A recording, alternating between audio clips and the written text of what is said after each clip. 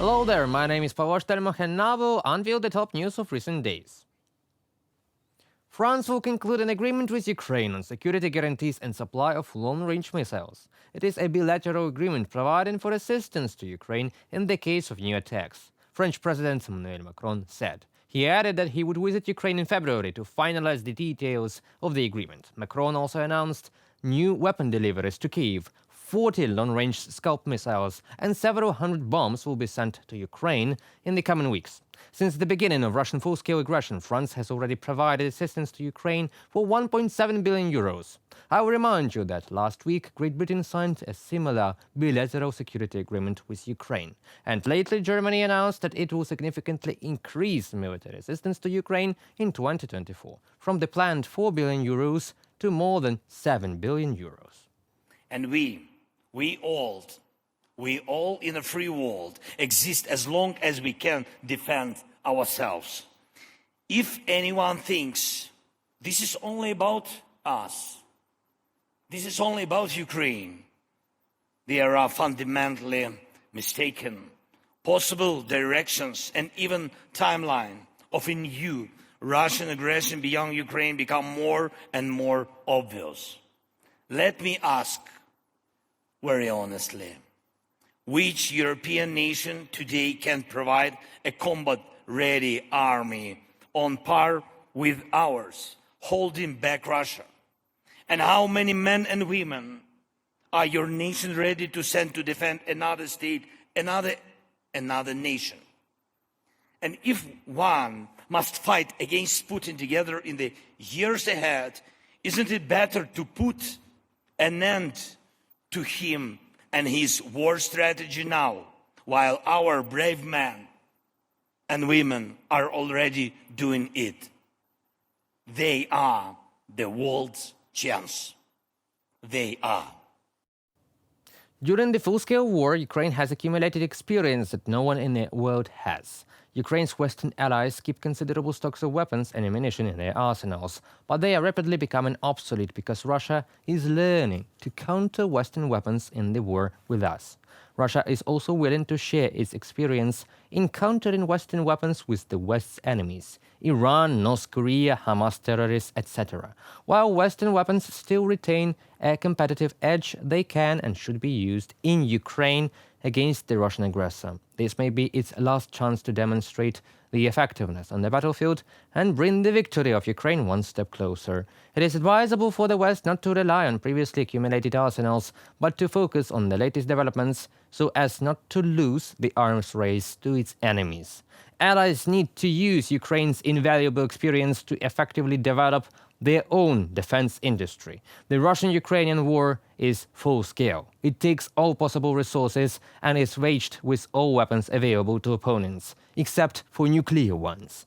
Russia's confrontation with the West is steadily deepening. Moscow sponsors the forces that are openly hostile to the West, supports the Hamas, the Houthis, transfers military technology to Iran and North Korea. In exercising the right to self-defense, Ukraine attacks enemy targets. This behavior towards the aggressor is fair and justified from a military perspective. Remaining committed to its agreements with the allies, Ukraine does not use Western weapons to conduct military operations on the territory of Russia. While the West adheres to the established boundaries and hopes to avoid escalation, Russia is preparing for direct attacks of Ukraine's allies. The ban on the use of Western weapons to attack the territory of Russia imposes serious restrictions on Ukraine and reduces the effectiveness of the operations for defense forces. Removal of these restrictions would contribute to bringing the victory of Ukraine and the end of the war closer. The Russian propaganda machine is increasingly trying to convince our Western partners that their weapons are being used ineffectively. Moreover, it is alleged that Ukraine sells the received weapons to other countries. But this is yet another lie. If there was at least one such case, it would have already been reported on all Russian TV channels. But there are only talks and baseless accusations. It continues to be so. Because Ukraine needs weapons to defend itself, not to trade What's more, Verkhovna Rada of Ukraine adopted the law on amendments to certain laws of Ukraine on improving the procedure for processing and using of data in state registers for military registration and acquiring the status of a war veteran during martial law. The adopted amendments to the legislation are part of the reform of the mobilization sphere, together with the law on mobilization, which is still under consideration. The law is aimed at the digitalization of the army to optimize military registration and conscription. The task is to digitize all processes, launch a single register of conscripts, which will eliminate any corruption risks. Everything that can be digitized must be digitized. Rustem Umerov, Minister of Defense of Ukraine.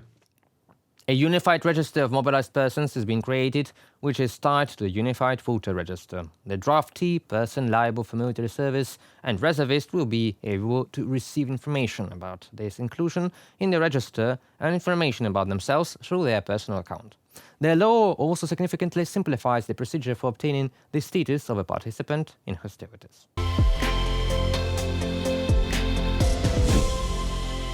New wave of protests in Russia.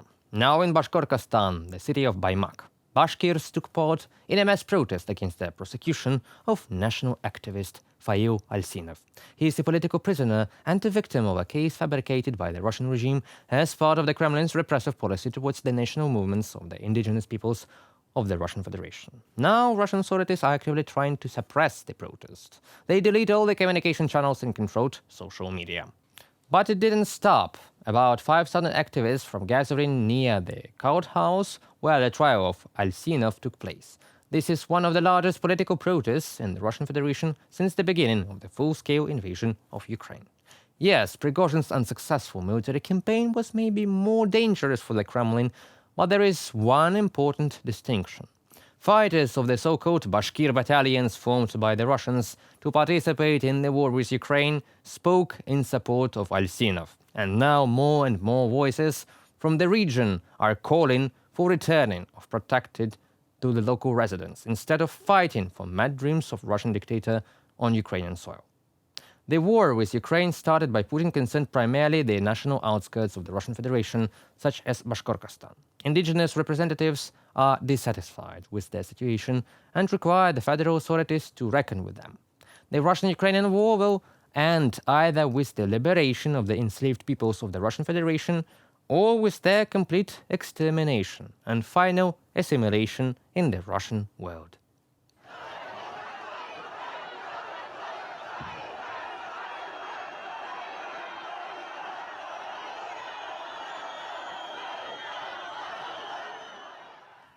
Most likely, Moscow will be able to suppress this protest, but regional discontent is becoming more and more visible, which makes Putin's election not as cloudless as Kremlin would like to be. They don't have good news. That is why the Kremlin is so frantically sending out the signal that Russia is terribly strong and Ukraine will crumble tomorrow. They have a bloody nose to support this myth, because otherwise fragmentation will begin. That concludes our today's video. Thank you for watching. Stay updated, comment, like, and subscribe to our UATV English channel for more news from Ukraine. Your support really matters. Goodbye.